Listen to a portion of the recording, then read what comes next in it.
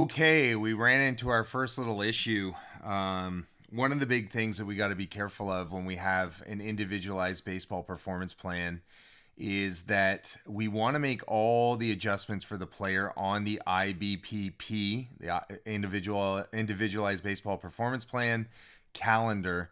If we go to the player's name, okay, so if we gave a change on this player's name, um, we can get into a lot of trouble in the sense that this athlete is the only athlete on the individualized calendar. That's why it's individualized. And when we go to make the changes on there, it generally doubles. So I've had to delete any kind of duplicates because it's just a crazy long day. And so now it's set in the normal order of operations of things from the check-ins, the day theme, all the throwing drills. All these things are correct now for this player that we prescribed in. However, we still need to make the adjustments on the training program, and then we're going to copy it and paste it to the other weeks. Finishing the month of November that we're in. So again, we got to go on to the calendar, the IBP program.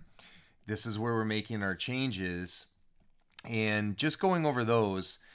Typically on the Sundays you don't have to do a thing because this is just a very standardized soft tissue care program. They can do it after other days, but when we get to the other training days, you're going to see the theme. So this, like the morning routine or first half of the day, we don't have to worry about it. Our analysts are putting in the different throwing programming that's specified by our throwing performance specialists, so they're doing that.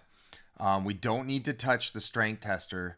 That also will be taken on by the analyst, but for right now, this is in the correct orientation for this player. These are isometrics that they're using the ArmCare sensor to press, and they can be scaled by intensity, but we have them in the right composition. We're working a lot on the back of the shoulder for this athlete. These are the things that need to be adjusted. So when you see plyo ball, you want to pick up other plyo ball exercises, okay? When you see CS band and it's in a split stance, or there's something single arm overhead, just pick up another CS band that's for the overhead position. It could be a shoulder press or something like that. Flies, I'm fine with that. Those are hybrid drills, okay? So just make sure that you have those adjusted. These ones too, CS ball for forearm, we want to be able to do that. There'll be some kind of reverse curling. There's lots of options for the reverse curl that we have. There's a few of them.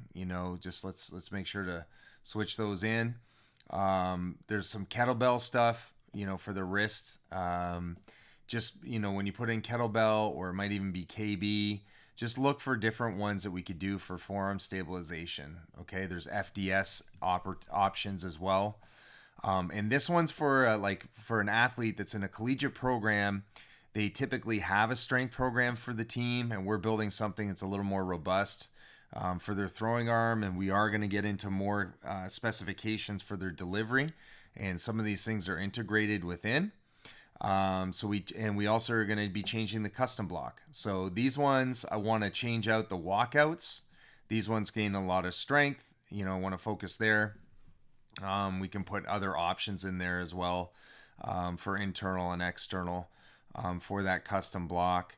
And the integrated strength and coordination training. So whenever we see this, it's generally a CS band exercise that could be, from half kneeling, or even a press in a half kneeling position. These are all things that are going to coordinate the lower and upper body. So these are just some examples. It's okay if you choose ones that might not have those. But for today, let's just say I'm going to go with a CS band reverse fly. So maybe I'm going to do CS band half kneeling reverse fly, single arm reverse fly. So SA reverse fly, boom, and I can choose it. If you're unsure of anything, we have the the exercise is listed in the database, where you just basically go to here, and you're going to exercises, and you can go and look at these things. So this is just CS band, half. You pull up all the half kneeling ones. When we did a reverse fly, half kneeling, this one we did, and keeping this athlete in isometric position at the bottom. Okay, so we got those. And so getting back to the calendar, that's one of the options that we need to switch. Okay, so that's primarily the major changes in the training for those blocks: the range of motion, and also, the perturbation. So anything that says perturbations, it could be a vibrational training. There's a lot of options. And then the range of motion we don't have to touch either. So in the programming, all of this evening routine, once we hit range of motion, we're good. We just, for this particular plan and program, we want to change the rhythmic stabilizations, the integrated strength and coordination training, the custom block programming that are mostly walkouts.